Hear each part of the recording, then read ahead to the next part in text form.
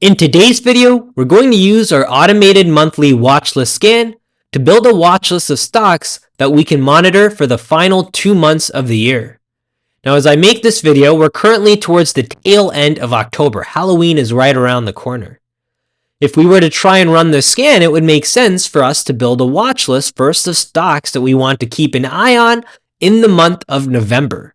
If you don't already have this scan, I'll leave a link to it in the description box below. It's a free scan. What it checks for is first a seasonal analysis component in which we verify that, hey, do we have an up month 80% of the time in this particular ticker? And it truly is an up month. If that is the case, do we have a strong daily and weekly bullish trend? And only if these three conditions are true will it actually make our watch list. Now, if I click scan, let's see what we're left with for November as a potential watch list.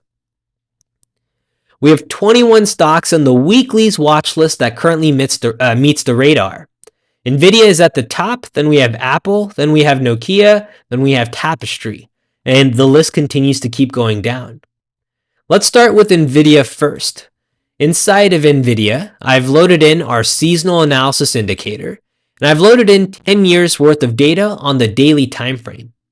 Now keep in mind our scan is looking on the weekly time frame so we can access more data, more historical data, but the trade-off here is we lose some precision. The way to gain that precision back is to use the daily time frame on the charts when actually analyzing and load in the seasonal analysis indicator to manually filter out some of these candidates. Now, NVIDIA stands out because November tends to actually be a fairly strong performing month here. If we load in some of our other indicators to see if there's any other cues that we can take advantage of, there's no squeeze yet. There is earnings coming up. We could run some pre-earnings tendencies. The market pulse should also be a little bit away from where price action is. So far, there's no trade yet. But I know that November is a month that I'd like to try and be long NVIDIA if we get any kind of pullback here, maybe towards the market pulse line. Now, what's interesting is December's performance does not match what we're seeing in November. So, in fact, this trade is one that should last only for that month, and you want to try and get out on any kind of bounce you can get. This is a quick trade, but it's one in which you're trying to play the tendency of NVIDIA. If we repeat this exercise for Apple, we see Apple 60% instead of NVIDIA's 80%. Still a positive month. December tends to drop off just a little bit.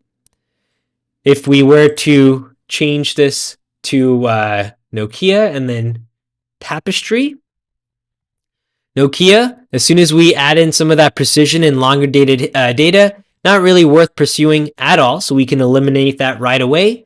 Tapestry, however, if we take a look, stands out. Here, let's see how much data we actually have. Do we get the 10 years worth of data? Yes, we do. Now, if we take a look at what our seasonal tendencies tell us, January, February, then basically for much of the year, we tend to dwindle out.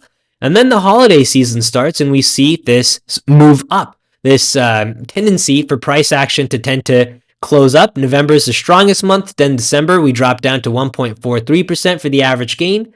Then Jan and Feb, again, a really nice solid move here. So Tapestry, out of the list of 4 that we looked at, stands out. And hopefully through the process, you're able to notice how looking at 4 different charts and their seasonal analysis patterns allows you to spot tickers like Tapestry when they do stand out. If you also ran this on some of the ETFs here, so let's use XLU. XLU, as soon as we load in the 10 years worth of data, November doesn't really look all that appealing. December slightly, but look at that average gain. Not really anything that screams to us. And if we use PCG, another stock on that list, December stands out, but November, not so much. So hopefully through this exercise, you're seeing how this list gives you a starting point. It gives you a starting point where you're able to use ThinkOrSwim on that weekly time frame, trade precision for a little bit more data here. But with that more data, you gain that precision back on the charts by manually going through. And through this manual exercise, your eyes can also recognize stocks like Tapestry, where now all of a sudden this is a stock that's on my watch list that I would like to take advantage of on any kind of potential gap fill or any reason why we might get a pullback here. Take care, everyone. Good luck trading, and I'll see you in our next update. All of the tools I used in today's video will be linked in the description box below.